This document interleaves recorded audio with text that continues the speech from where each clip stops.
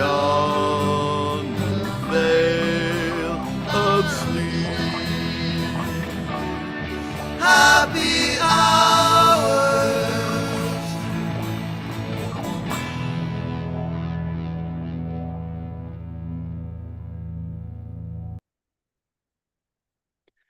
Hey everybody, welcome to Beyond the Veil of Sleep Happy Hours, November 7th, 2025, 6 p.m. Central. Great, very excited about the show tonight. Mulholland Drive 2, returning to the subject with two gentlemen that I love very much, one of whom I really agree with and one of whom I desperately don't, but as trying to be neutral, I won't reveal that now, although I guess probably most of you know. If you've got any kind of correspondence for us, send us an email at veilofsleep@gmail.com. Certainly jump in the chat tonight. I think that it will be great to hear what you all are thinking and what's going on. If you're watching this later, also feel free to post. As always, probably between a hard PG-13 and more likely a hard NC-17, especially once these body blows start flying. I hope for just a civil conversation, but we'll see how it goes. So get sensitive parties out of the room. Probably we won't actually wind up doing any scenes tonight. I want to devote everything to this conversation and the return to it between Tyler and Louis. So I think that's everything. If you are here and if you're in the chat, I want to try and make a little bit of time for Q&A. So rather than suggestions, if you've got questions that both Louis and Tyler could address at some point in time, hopefully we'll have a little bit of time within our window here to be able to allow you to participate and plumb the depths of each of their minds on this hot button subject. Great. Well, oh yeah, I guess I want to make sure to do this first and give it the appropriate credits since it's another segment.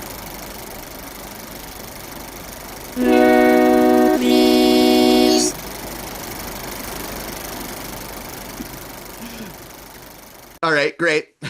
Enough of that. And why don't we welcome Louis and Tyler on? Louis, good to see you. Hello. Oh, Oh yeah. there we go. hmm Ugh. Ugh. Yep. In the pre-prep, we already started to have some spice in the conversation. So, hey, if either of you starts feeling too many negative feelings, just remember that you are in fact friends, and that's the most important thing, despite your differences. And then I'll be here, but I'll get out of here. If Tyler, when you need me to run your material, just let me know. And I'll pop back in when it feels like it's about time for us to go to the room for questions, and then you'll provide the answers. All right. So without further ado, thanks for being here, fellas, and I hope that you both enjoy this conversation to some degree. Well, good evening, Jordan. Thank you for having me on the program. My pleasure. And Louis, I want to start things off by just saying I'm glad you're here to return, I guess, to the scene of the crime, because what happened last time was, quite frankly, a massacre in terms of articulating our opinions, how we feel, and frankly, this defense of a movie that's indefensible by all means in nature. And something Jordan said earlier, uh, that he desperately disagrees with my opinion about the movie. Could you imagine having to desperately disagree with something instead of simply just disagreeing? There's nothing desperate about it, Jordan. It's called having an opinion, a correct one, on a movie that, quite frankly, was not that good. But I'll let Louis, I guess, retort or respond. I was supposed to go second anyway. I thank you very much for, putting yourself out there. I Welcome. I'm very happy to be here. I really am kind of defeated at this point. Yeah. In that I think the last time I was trying to make a pitch for art. Today, I'll be more delving into the specifics of the movie and letting you make the call on whether or not it's something you, the audience, would want to take your time to form your own opinion. So I'm gonna let you go first with your statement, or if you would prefer me go first, I'm happy to do that too. Well, Louis, I'll let you go first because I see that you're so eager to get the audience on your side. Of course, that seems like a natural case for you to, take. Me, I'm okay if the audience disagrees with my take or my opinion because that's just what I've come to expect now from this program and from these little debates. And you know what? You guys all just sit in your little circle and just agree with each other all the time about anything you're experiencing at all times. It's got to be so exhausting to always be right. But you know what? I'll actually go first. And what I'd like to do, Joran, I'd like you to pull up a little file that I sent you. For background, I bought a ticket out to California to shoot this. So what you're seeing is live archival footage of me in California. I also love how accurately Jordan represents my chin. Sorry. All right, Tyler, you ready? Here we go. Louis, I'm live on Mulholland Drive right now, and you're not anywhere near here. There's not a lot to see. It is the middle of the day, and apparently there's a lot of buildings for sale, so a lot of people don't want to live here either. I'm pretty disappointed because it's not like the views I was promised in Mulholland Drive, which makes me think that a lot of those views were either put in after filming or post effects and not accurate. See, another person driving away from Mulholland Drive to escape it. It's not what I thought it would be in the movie, which is another strike against the movie. So, waste of a trip. So as you can see from the video, I was on Mulholland Drive, and Hmm. if you looked at that view from where I was exactly where the so-called movie took place, was allegedly on that Can, drive. can I ask you a quick question? You may. What, because Mulholland Drive doesn't refer to just the whole movie. There's only particular scenes that take place Oh, on Mulholland Drive. oh, the title of What the where movie doesn't pertain to the whole movie. Is that what you're claiming? well, That's your claim? Mulholland Drive is a pivotal location, but it's not the location of every scene in the movie. What's interesting about the term pivotal there is you saw where I was just now, right? Yeah. I was on Mulholland Drive. Look how boring that whole street was, right? And I think that particular view is also tantamount to how boring that movie in itself was. Just because you have an idea of a dream does not make the movie interesting. And now, if you'll notice in that video, Louis, if you were paying attention, there was a for sale sign again and a house showing on Mulholland Drive. You want to know why? Why?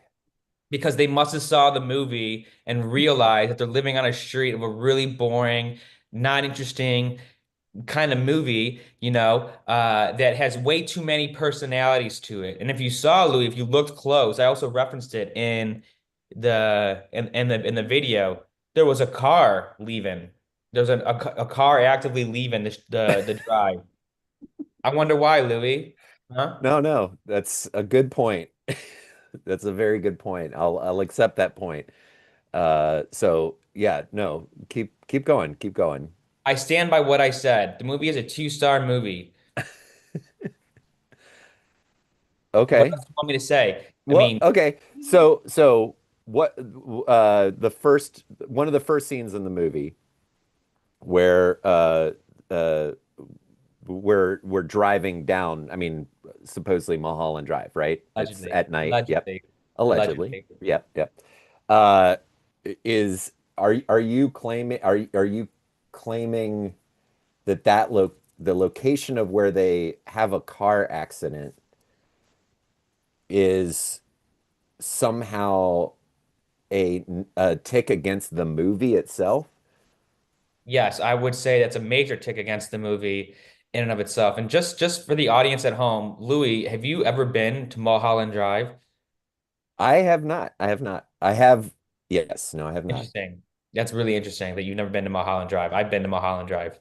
Yeah, no, you've got you've got that on me for sure. Yeah, that's really okay. So, but yes, it's I don't know how you could build a case on Mulholland Drive having no weight or worth to the movie titled Mulholland Drive. And the first thing you bring up is a scene that takes place on Mulholland Drive. Yeah, Go on. but there's other scenes in the movie that take place other places than Oh, Mulholland Drive. And oh, one there's only one location other than the accident, which is near the end of the movie. Or uh-huh. I guess Justin Theroux's character lives somewhere Oh, near Mulholland Drive, but we don't know if he lives oh, on Mulholland Drive. oh. Oh, so they returned to Mulholland Drive at a peak pivotal role in the movie in which she sees her lover going to date Hmm. Justin. You know what I Yep. mean? Oh, but you're right. I guess it was totally pointless for me to get an airplane ticket to fly out to Mulholland Drive and to take this video because it doesn't have any weight or worth. I guess you're right, Louis. You're right. The first scene takes place at Mulholland Drive. Irrelevant. Good call. Irrelevant. And Yeah. the last scenes takes place at Mulholland Drive. I guess you're right. That's also irrelevant. I'm not saying it's irrelevant. I'm just saying that the housing crisis that's going on in California doesn't have anything to do with the movie. Even though I I It's the love a good Democratic troll. leadership out I there. love You're a right. good troll. I love a good troll, and I think that's what you're doing right now. You're What's not discussing the content of the movie, you know. so if you're frustrated by this, Louis, this is what happened the whole last debate. You didn't discuss the merits of the movie at That's all. true. So That I'm is true. trying That is why I to, lost the um, last debate. That's true. yeah, I'll say this. The movie was originally designed as a television pilot, correct? Correct. You know, and maybe it should have stayed in the concept phrase versus being actually produced. Okay. All right, go keep going with that. What about it? Would would if it were a series, would you think it would have been better, or do you think it just should never have been made? I think it never would have gotten picked up. You know what I It mean? didn't get picked up. Yeah. Good, good. And as a movie, I don't know how it did get picked up. What about this movie to you, Louis, was so groundbreaking? Because to me, a big switch from her now having a new personality, which was the review that led to this great, crazy dialogue about you and Jordan being so upset and vilified about this. My review wasn't even about the movie at all. It was a critique of David Lynch fans. Me saying I now have a new personality is me having a personality that I maybe don't like a David Lynch movie. And you know what? The blowback was basically what I expected. And you keep claiming I didn't understand the movie. You said it, Jordan said it. A chat GPT prompt that I prompted earlier today also said that I didn't understand the movie. I understand the movie. You're turning all of this stuff is so I guess ad hominem, maybe. It's essentially first off, I don't even think I said you didn't understand it. I'm going to go to let's if someone can go to the letterbox thread I'm not sure I ever Not a said you thread. It's a did review. It's a review. It's not a your thread. review, It's but then a there was a thread. thread of comments. But I really like this is masterful debate and that you are turning what should be a discussion about, the merit of this piece of art, I've yet to hear it's you say being one turned thing about this into, movie, oh, Louis. I'm being attacked, and to me, we're not getting into the value or lack of value of this piece of art. Last time I did very much. I bought into your thing. I bought into your damn thing, and What's my and thing? is that you do these high level you make these high level statements, right? Of like it's you use the term lazy and other things like that. See, and you do stuff like which which just is just it's rage bait. It's just you're rage baiting me, and I'm not good in that zone. I want to evaluate even something I don't like. I want to understand why I don't like the thing itself, not necessarily like try to get people on my side as to whether or not it's good or not, you know? Rage Beatty, you say. So from the comment, I now have a new personality to 32 comments later, a fellow participant claims his, oh, but I think blaming him for that would be like scourging those people that can't picture objects when they close their eyes. That's His brain just can't you're do that. attributing His Joran's brain just can't comments do to that. me. And I'm supposed to You're be the it's you and instigator. me here. It's I'm you the and me instigator here. here. I'm a victim from what it sounds No. like. I'm a total victim from what it sounds like. Oh my God. This I this is I think insane. I think I think you two owe me an apology. And I guess we could start with you, Louis. Here, let me go through my comments and I'll tell you what I apologize for. But I'd also like to talk about the actual movie at some point. I would love to talk about the movie. That's all I'm Okay. here for, to talk about the Okay. movie and get a couple apologies. For, so if we can get these apologies out of the way, then I'd All love to talk right. about the movie. I gotta find letterbox here and then go to your so it's gonna take me a little while. I shouldn't do Yeah. this right now. All right. So let me get to my portion and then if someone finds my responses to you, I very much took the high road. I talked about the movie and what I appreciate about the movie was my response. And I think we did pile on you as a collective. Mhm. I think the community piled on you, which I think, you know, was not right or wrong, but was just a Well, thing that happened. I would argue it was wrong, not only in spirit, but also in their taken impression of the movie. What was likable about it? Okay. All right, can I get it? This is what I'll get into, and feel free to interject as I go through my PowerPoint slide. Yes, I'd love nothing more than to interject. Although, weren't you working on an apology just a moment ago before you get into this? Weren't you going to apologize before we let start? me get very specific. I want to know what I said that I need to apologize for because I'm an apology machine. I'm Well, happy to yeah, apologize for you're anything. apologizing at the first debate. So I guess you want to drum up those feelings again. All right, let me get into my You sure? slideshow. Uh, oh man, I'm also reading the comments, and Nathan has declared that you have already won. So, um, Good. Good. which makes sense. All Nathan, right. also the thing about Nathan is he's unbiased in how he views things. He just takes in the data, analyzes it, and then comes out with an accurate result. A lot of people don't know that about Nathan. So I saw it because I understand things when I see them. Hmm. But you might not have known that about Nathan and his ability to judge. I do know that. I do feel Oh, that are you getting a that text message right now? What's no, is no, my I'm breaking pulling up? up my PowerPoint slide.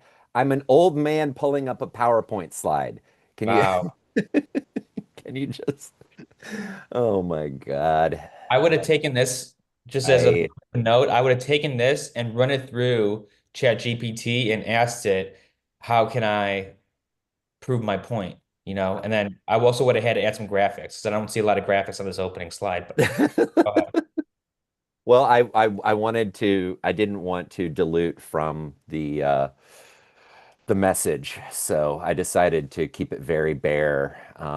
So and this is a call to anybody who's watching this right now, um, or later, and has any interest in watching the movie. If there will be a lot of spoilers as I go through this, so if you're Nothing if happens in the movie. Literally nothing happens. What okay. spoilers? Somebody drove in a car. They went out and watched a play. What's the spoiler? Okay. Well, we'll get into that. We'll get into that. So, a few quick things to note. Like you mentioned, it was originally shot as a pilot that was not picked up by ABC. Later, it was finished by Studio Canal, which is France. Branch And then they filmed River. a lot of extra. They basically went back to filming after that to create the movie that it is now. So may not have had that original structure when it was originally conceived. But like a lot of good art, I think the artist vision plus a level of compromise and understanding of the format you're in is part of what makes this a great movie. So really small, and this includes a little bit of spoiler, is that there is a quick beginning sequence. We see the main character, or you see through the eyes of the main character, hit a pillow, and then we kind of start the movie. So you're kind of not aware that this is a dream or anything when you first watch it. But then after most of the movie, we are basically told to wake up by a cowboy here, a little smiley face. And then we see the kind of the reality. I use quotes because I think there's a lot of interpretation.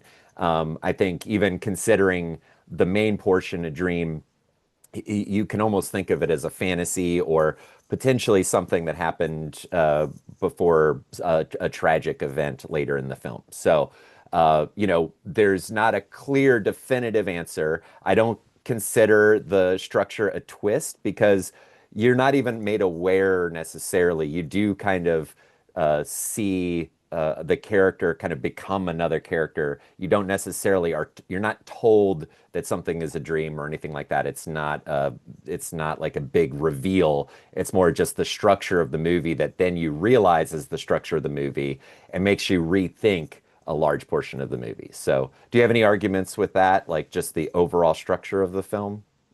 I would say generally to call out that a lot like the characters putting their heads to the pillow, this movie also put me to sleep as well. You're presenting it as if it's some great grand breakthrough that's mystical and Uh, wondering, wow. when did I say it was a grand breakthrough? You're I'm just implying saying it's that. the You're structure of the implying that. film. I'm saying it's the structure of the film. You know, the structure of the film was Act One, Act Two, Act Three, baby. You're talking about stuff that happened in the movie, you know? And I would say that, who cares? Big whoop. What's so groundbreaking about that?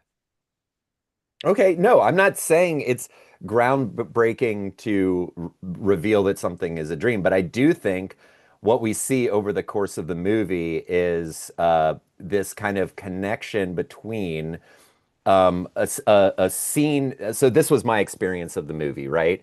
When I first watched it, I watched that original dream portion, thinking that just taking it for what it is. Then once watching it, it made me recontextualize the characters in the first part that I had assumed were the actual reality of the movie, right? Which, I don't think I don't think it takes a claim necessarily on either way. What is the most real side of this thing? There's very much a dreamlike reality to this portion too, right? So I don't think there's any portion that's saying, oh, this is the big reveal that it's a dream. I just think that the structure of the film kind of clearly shows by the end that this was almost like a fantasy of the main character, right? Like that Naomi Watts was in love with this woman, and she was very much despising this director, and kind of comes up now. Rewatching scenes, if you watch it again, you get to actually watch them through the lens of what that character was thinking. So even though that's not revolutionary, I'm not saying that's revolutionary. I'm just saying that as a piece, it makes me want to go back to it to think about how I enjoyed it. And so I'm going to go through examples of of what I think are my favorite scenes and kind of how they're filmed and their relationship to that concept, right? And not necessarily saying there's some big broad answer, but to say that the structure of the movie makes it a really interesting way to rewatch it. Every time I watch this movie, and literally the last I watched it twice this week just to watch it and then take screenshots for this PowerPoint. So I rewatched it, and as I rewatched it, I made new realizations. I found new things that I had never thought of before. So that's what I want to go through next. Anything else on your side, Tyler? Did I cut out? No, No. no, no. I had a moment of silence. My jaw was a bit, it was that was like being in a lecture again, you know what I mean? Uh, Okay. and for me, no, I mean in a great way. For me though, there's there's no consequence or any sort of anything to anything that happened in the movie, and becomes a movie about nothing to me. If Okay. in the first act of the film, all these things are supposed to happen, are supposed to feel some sort of way. In the second half, in another dream, all these things happen and feel some sort of way. It becomes, you know, a Seinfeld movie about dreams and about nothing. And nothing has meaning or consequence or anything, because then you could say, "Ooh, well, that was just a dream," which is a cool structure, but I'm just not buying it. Okay. Okay. Well, I'm not trying to again, my thing is to let's I want to go through individual scenes. I want to go through some elements of it that I love. Then I want to talk through what it appeals to me, right? What like that's all I can talk to. I can't try to convince anybody to make it appeal or not appeal to them, right? I just want to say what appeals to me. I'm not making a case necessarily for anyone to like the movie. My point is to say that it has value, and here's the value that I find in it. So I'm going to start with the opening sequence with God. the car driving. I was on this street, Louis. Yeah, I I've know. seen It's amazing. I really want to I was visit the on it. street. I Yeah. know. The one thing I love, this is actually a very common thing with David Lynch, is his driving scene, anything at night with headlights or with like even if a flashlight in the woods. Most movies kind of do that where it's kind of hybrid day night where you can kind of see everything. He almost every night scene he does, like this original driving sequence at the beginning, which comes back later in the end, is like basically you just see the headlights and everything around it is darkness. So it gives that sense of there's mystery even in the individual shots, right? Like there's an outside thing we're not seeing. So, we're seeing kind of Mulholland Drive, the street of it, and the kind of just the headlights and the taillights of this car, but we're not seeing anything outside of that frame, right? So that's just a staple of David Lynch. He did that in Lost Highway, Mulholland Drive, obviously, Twin Peaks. He does anything he directs at especially night scenes are filmed like that, which is just something I love. I love at night driving scenes by David Lynch. They just feel unsettling in that way. I'll just move on to the next scene and then we can get into this a little bit more. Yeah, I So was unsettled by. what's that? Go You on. I wasn't unsettled. I just saw it okay? as a guy driving at night, Okay. you Yeah. know. Yeah. Well, I mean, yeah, sure. You watched it that way, and I watched it my way. So I want to start with this scene, which is I don't know. I have every time I watch it, I have a different favorite scene. But one of the main characters is basically gets into this accident, and then we just see this scene that kind of feels like it's out of nowhere, where it's two guys talking at this diner, right? And he's describing a dream he had where his the guy he's talking to, it's like kind of a twilight and everything like that. This scene to me is just so it's weirdly haunting because it's so well lit, but also you get such a sense of the actual space, the actual restaurant. And then when the reveal at the end of it comes, it feels so much more visceral to me. So they're having a conversation. he looks back to see his friend Pang, which is something he described earlier. And you're kind of already seeing like the layout of this restaurant. It's like a typical kind of LA, I mean, I don't know typical, but an LA diner. I love, this is another thing I just had to take a picture of is the eggs are like curdled, and Lynch loves to just like kind of add something that has a texture to it. And if you look at the yolks of these eggs, they're just like disgusting. And when I saw this in the theater on the big screen, I don't know why that those eggs really haunted me. They go around because his dream was that there was a man in the back of this place. And it's just this slow curve around the restaurant. We see the sign that we had seen earlier, so we even get a sense of where they were sitting. A lot of movies, you don't really get a sense of the place they are, but this gives you like it feels like a dream in that it get like when I have a dream, there's a sense of space of where I am. And this is what like for me, this scene, he walks back, he goes behind there, and I don't want to like kind of do the big reveal or show the big What's reveal, that? but What doll is that? hmm? What What's is that? that baby doll? What's that baby doll doing suffering under that TV? What's going on with that? Oh, What is yeah, that? that's just my aunt made that doll. So, And you put it um, under the TV yeah, and it's so she cold? yeah, it's just there when I was watching it. So.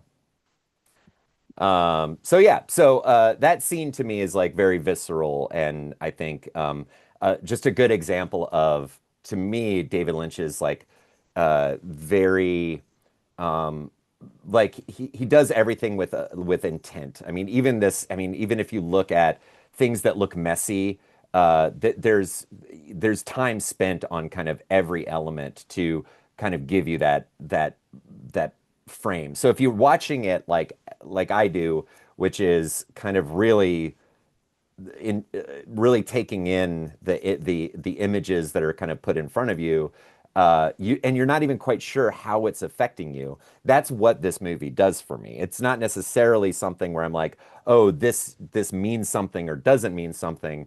It's more that I'm being it's invocative, right? It's evocative. Its intent is to unsettle us while at the same time kind of giving us a sense that what we're watching isn't necessarily could be reality or not, but just like dreams where we don't know, that's the feeling that this has. So that's just my take on this scene. Any thoughts on your side? Uh, yeah, the movie should have done Freddy Krueger rules when they show that person experiencing housing insecurity shows up, and that's the villain of the dream. And they should have followed that character more. If this were a good movie, it probably would have done that. But I Okay. think just largely ignored that. And Louis, wouldn't you say that all directors are intentional with the shots they make and the shots they do?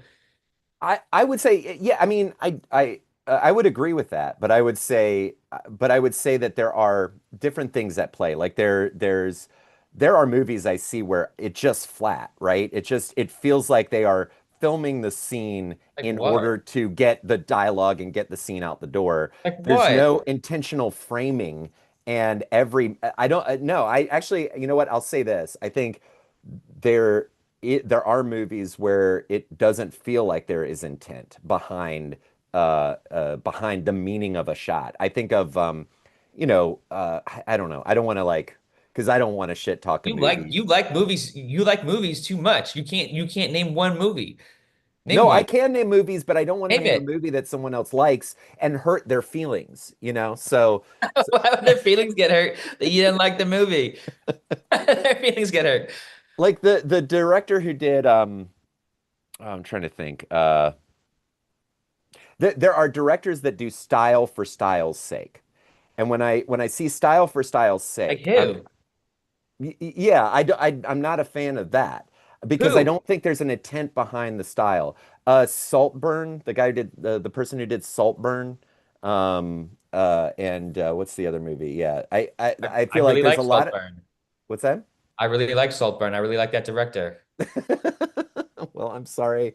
See, that's why I didn't I want really to like do that. Saltburn. Okay, well, That director. maybe we'll talk about Saltburn next. Um, I just love his framing and shots. I'm not gonna like go through every single scene and break it down. That last scene is just one that every time I see it, it really, when you go around that corner, it's all built up to that really terrifying moment.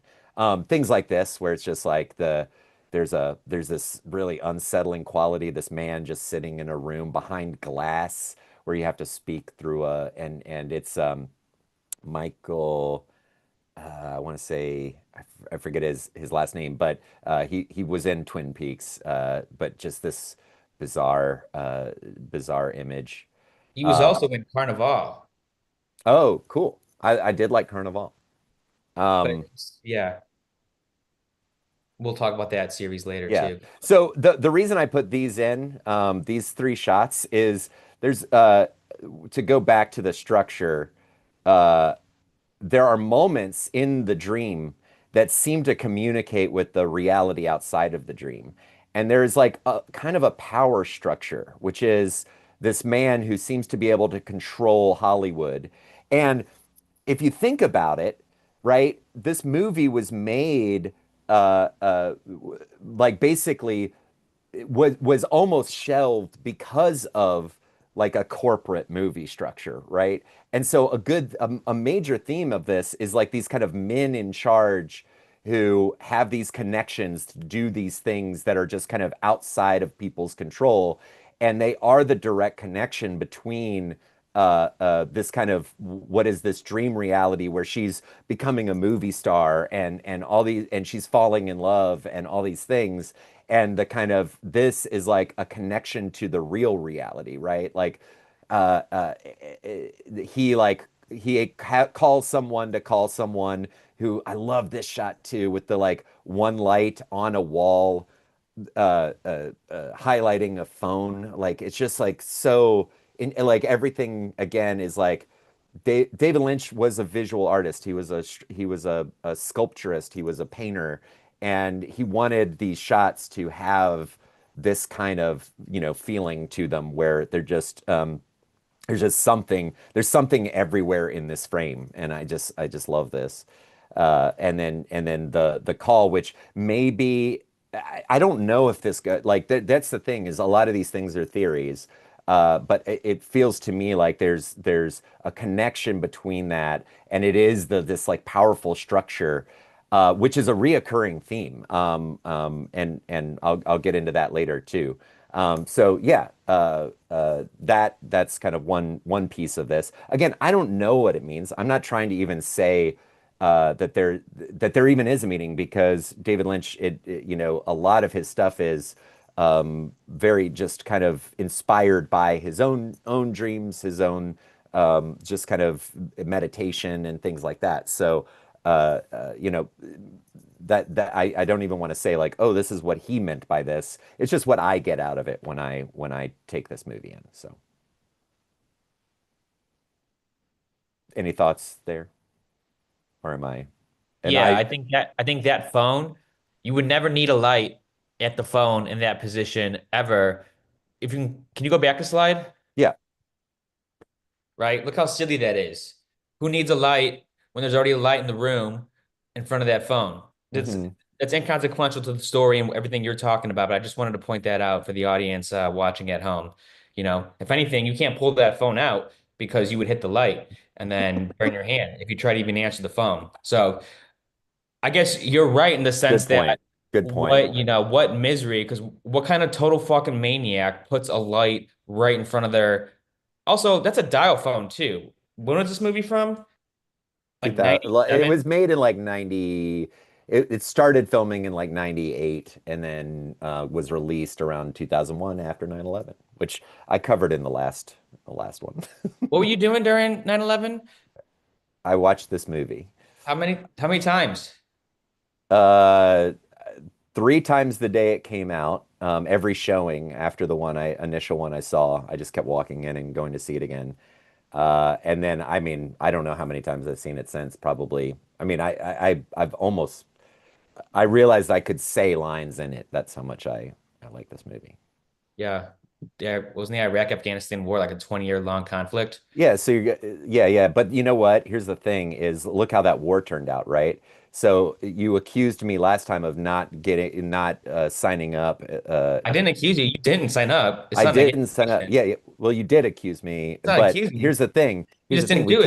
We can't get into these it's like yes, 9/11 was a tragedy, but like going directly to war that ended up doing nothing because we've decided, oh, we'll go to war, but we won't help them form infrastructure in their, and help nation build. That's what gets us. We withdrew, and then the Taliban took over again. So I was right not to go to war. You had these thoughts when you watched this movie. Yeah, I did have those thoughts when I watched So this movie. how did this movie help those thoughts? Also, I didn't accuse you. You didn't do it. You just didn't sign up. I'm not accusing you. That's not an accusation. That's just saying you didn't sign up. I didn't. You're right. You didn't accuse me. I So just didn't go. I didn't go into the Afghanistan and then what turned into the Iraq war, over the false pretenses that they had chemical weapons. You're right. You because you are were correct about doing that. what were you doing? Uh, over that period of time, Uh-huh. How many times? I was finishing college and then I was going into website development. And watching Mulholland Drive. And I would watch Mulholland Drive every chance I got. All right, so talk about that power structure. This is one of my favorite scenes. There's like a business meeting where where they're basically asking uh, they're asking the Justin Theroux character to kind of cast a person, and he's saying, I'm the director of this movie, but there's this kind of big boss, and they give him a little espresso, and he spits it up into the towel, and then they all It wasn't freak good out. coffee. It wasn't Yeah. good coffee. Well, it was supposedly imported. It was supposedly like But that's my favorite part. it wasn't the coffee he liked. And so you think they're insulting him by didn't somebody come up to him and give him that espresso? Yeah, they were really nervous about They the were serving espresso. him. They're really nervous about the espresso. But And you anyway, see that it's another theme of the movie, and that kind of shows this kind of structural power that kind of looms David over. Lynch seems like he drinks espressos like this. He's a coffee. He is. He loves coffee, and So why is he making fun of himself? I mean, we all make fun of ourselves. I think that's a bonus, right? Like that's part of being an improv, baby. Hmm. Okay. I just love this shot. I don't know why. The kind of crossover image of the palm trees and her staring up into the sky. I don't know. Love it. Billy Ray Cyrus scene. Come on. How do you Yeah. not love being cucked Well, by Billy Ray Cyrus? I didn't like Justin Theroux being cucked by Billy. Well, we went over this in the last one. I didn't like seeing Justin Theroux cucked like that. It's I didn't think he was so about that, fun. you know? If there's anything in the world, like Struggling even actor, struggling working actor trying to get more jobs and they're gonna cuck him like that for this big breakthrough, you he's know? not struggling. He had the biggest number one. He's a millionaire. Now He he had is, the yeah. But at this time, he was achy breaky heart. Achy breaky. oh, He's living in Hollywood. He's living in the I'm not hills. talking about Billy Ray. I'm talking about Justin Theroux. Justin Theroux's doing fine at this point. He was the yeah, he's like You know what I'm saying? You can't even think of what he was doing before this, and then they cucked him out. And this, thank God he had the leftovers later on in life, which we haven't talked about the leftovers once as an overall series, which I love the leftovers too. I it's love the leftovers. I would say their dream sequences, which are really just purgatory, are just a little bit more cogent and interesting. Oh, are you getting a text message? Okay, you're getting a text message, or am No, I? are you getting one? Can you see me right now? No, I'm looking at the chat. I'm Louis, trying. can you see this reaction? I'm doing a react on you. Can you see that? I can't see you right now because I've been I've been doing emote reacts via Zoom at you throughout. Uh I've been clapping sometime like I was clapping right now. I've been clapping, thumbs up. I can't see any of it, but Oh, that's I'm terrible. sorry. Yeah, but Okay. it's okay. Oh, It's that's your first apology. okay. No, I mean I have a lot to apologize for. I'm just not, Yeah. Yeah. oh, now this is a tough scene to talk about. And this one I didn't like when I first saw the movie. Also, you can kind of see my apartment because I had to take pictures during the day, so it was hard to it's hard to screen capture things. Can I Um, ask you a question? yeah, Uh, so you had that little baby doll down. Is this a different TV or the same TV room? this is the same TV room. Wait, what are you talking about? Do you are you dream sequencing me right now? Are you David Lynching me with all these different animals and dolls in front of the TV? No, it's just they're just what's There's a Bubsy turtle in the previous one, and then if you go forward, there's a squirrel, with a hunting rifle. Yeah. the hunting rifle. You're doing some sort of David Lynch thing right now, I'm and you're not doing anything. you're I'm doing some those are sort of just David my Lynch thing right now. Then okay. what's the meaning of those two dolls? It's not the two dolls, which all right. Let's You had get it those two back to dolls let's in your get back to hand. the movie. I don't want to get I'd love to talk about the distracted. movie, I Louis. don't You're want to just get presenting. distracted by, the things around the things around it. I want to talk about the movie, Why'd you put those things around it? You're no, but you're talking about the things around it. I'm just showing It this. seems I'm like just showing the shots. I'm just showing the shots of the movie. your point earlier was everything is intention, and that you really admired him because everything's intentional. And this just seems quite intentional. That now I'm looking at a squirrel with a gun, you It know. it doesn't it hey, just it doesn't matter.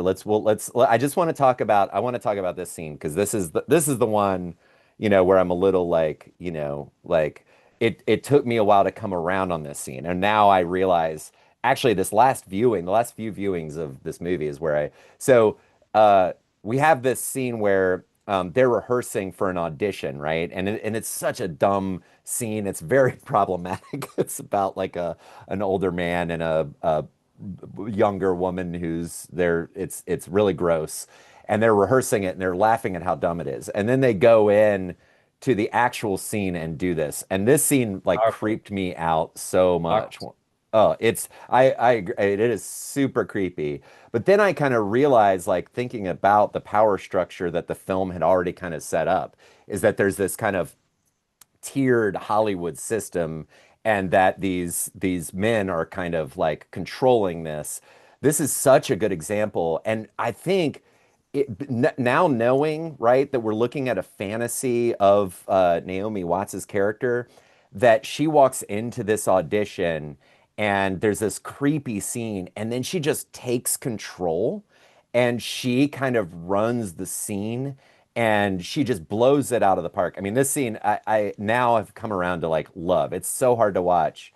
It is very creepy, but I think now seeing the way the dynamics play out of it, and knowing that that this is a fantasy of someone who's been in Hollywood and has not been cast for things, to have this fantasy and to play the game, and it's just this scene actually I think is great. It's super great scene, but really hard to watch. So it's definitely one of those where when you watch it, it's really uncomfortable. It's a very gross scene and it's very intimate in an audition. But rewatching it, I realize it fits with this kind of power structure that we've been seeing throughout the whole movie. And then you realize is like the fantasy of the character, right? So anyway, just a really this is something I always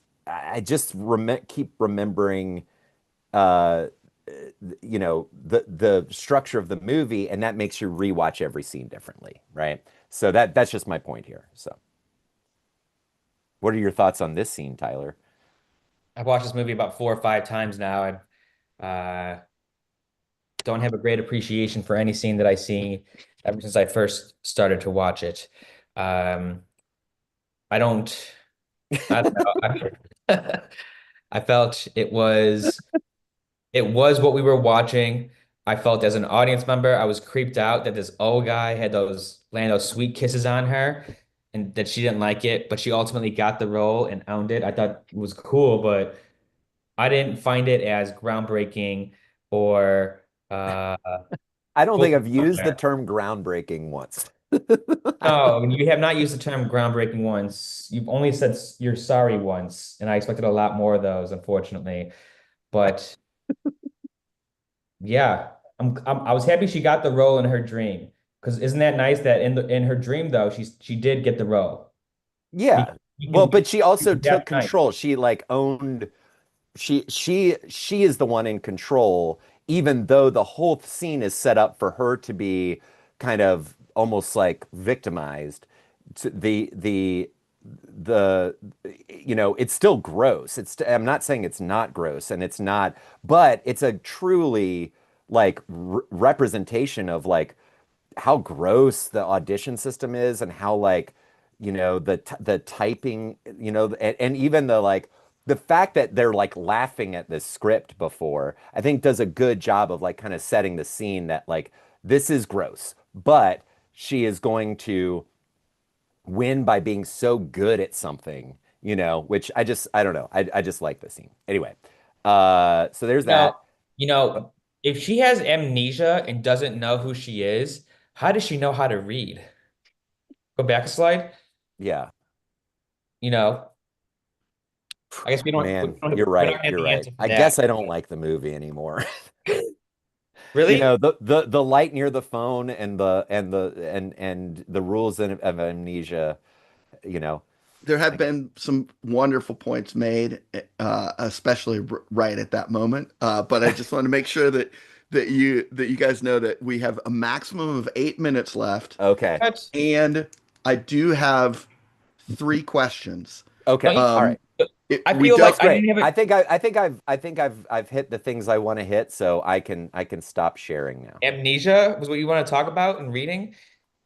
Well, no, that's what you wanted to talk about. Well, that was But what the whole essence was at the end, I think. so if I guess maybe I'll ask the questions. We'll try and get through them fast, and then we'll give each of you just Say, an yeah. opportunity to Say to have also a closing thought.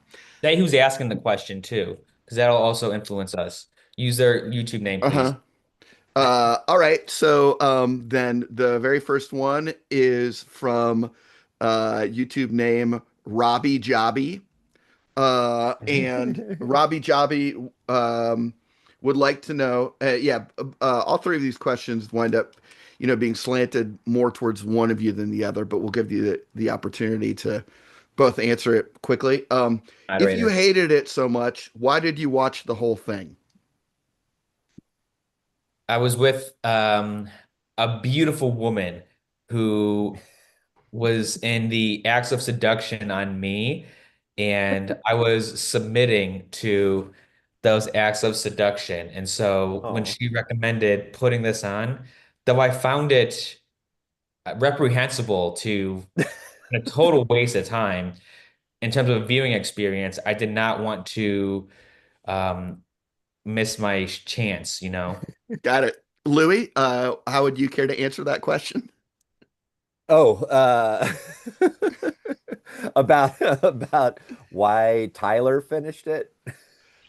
I'm just reading the questions. I'm not going to interpret the intent behind Okay. it. I think Tyler finished it because as much as he disliked it, I think you cannot help but want to see what happens next in this movie. Doran, I'm so distracted all the Great. time. This movie is not a movie that captured and raptured me. My cat's right next to me right now. Check it out. There's a lot Hmm. going on, All and right. that Well, movie, then, next question from YouTube name Nathan Stevenson. The Mhm. question is, what is the doll made of? good Louis, question. I'll let you answer That's a that really first good before Oh, we the go to question. doll. That Tyler. is Yeah. a porcelain. At the porcelain was actually, I don't know, blown by my great aunt, who was a really salty, angry woman. And those both of those dolls were completely originally made by her. The Hmm. entire thing. Oh, I made a mistake. That was also a question by Robbie Jobby. Okay. Tyler, would you care to answer that one? Yeah, I'd like to answer a question with the question. So, what was going on with all the different changes in front of the TV? I'd like to address that. Okay, great answer. Then this final one is from this. I was the what is the doll made of was from Robbie Jobby. I'm sorry.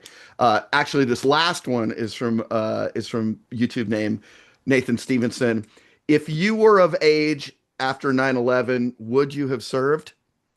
Louis, I guess we can have you answer that one first, and then we'll have Tyler No, answer I it. would not have served. I can Great. answer that truthfully. Tyler, what about yourself? Well, when I was a young man, I blew up my arm throwing curveballs in baseball, so I had tendonitis. So even if I wanted to serve, I wouldn't have been accepted by the Army anyway, or Mm, the Marines, or any sort of armed service because of my great. physical inabilities, which Yeah. Bone uh, spurs kind of thing, right? yeah, and for me, it's a lot of it too is like then I have to go Okay, through the great. Could not process of serve going medical and signing reasons. up. All right, so we've got about four. Just have 4 minutes left, so I want to make sure that you each have a chance to sum it up concisely in the time that we have left. Um, Louis, Yeah. any last statement? We'll Yeah. give Tyler the opportunity to have last word. Yeah, absolutely. I think that's appropriate. Yeah. I did kind of take up a lot of time. So what I would just say is back to the previous time I was on here, that was probably a broader statement. But my broader statement is I think appreciating things, even if you don't necessarily like them, and trying to understand them is a much more fulfilling way to live. And that's how I choose to come to things in that way when I take in any type of art. So Hey, me too, man. That's how I live as well. That's what I try to do when I watch art. So But that's it's not really yeah. Is that your final statement? Would you care to say anything else? me or Yeah, Louis. you. no, I'm done. I'm Yeah. done. Yeah, Yeah, Louis I found completed. Yeah. I found this moderation completely biased and cutting me off at any point in juncture. I found a lot of Louis' responses to deflect from what was being asked of him and what was being asked about his context and stuff. And I say this, shame on you, shame on the podcast, and then shame on Louis as well for monopolizing. You know, I had about 3 minutes of talking time in this whole debate, That's true. made some pretty great and salient points throughout. And then when I asked questions about what the hell was going on, a much similar experience for other people watching Mulholland Drive, not me, I was left without answer. Noted. Good final thought. Thank you. We probably won't do a Mulholland Drive 3. But if absolutely everybody wants it, that's great. I thank both Tyler and Louis for being here, Who won? participating once again. Who won? It's well, I'm not gonna everybody gets to make that decision for themselves. I will say that some people find themselves constrained entirely by that yellow reality square. Some people live in the green dream cloud. Some people can comprehend both of those things, including the pillow and that little blue rectangle where we started. All of those experiences are valid, but each person has their own constraints and capability for absorbing things. So, Yeah, that's something that I think that no matter what our point of view is, yeah. we can appreciate that we can have the conversation, come together, and state what we have to say.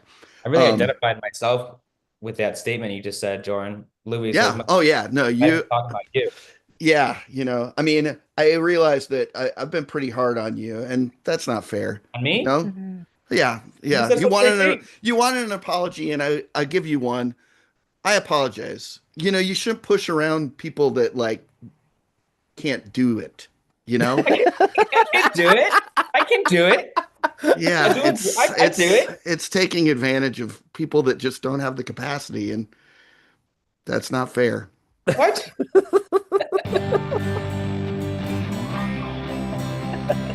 Yo.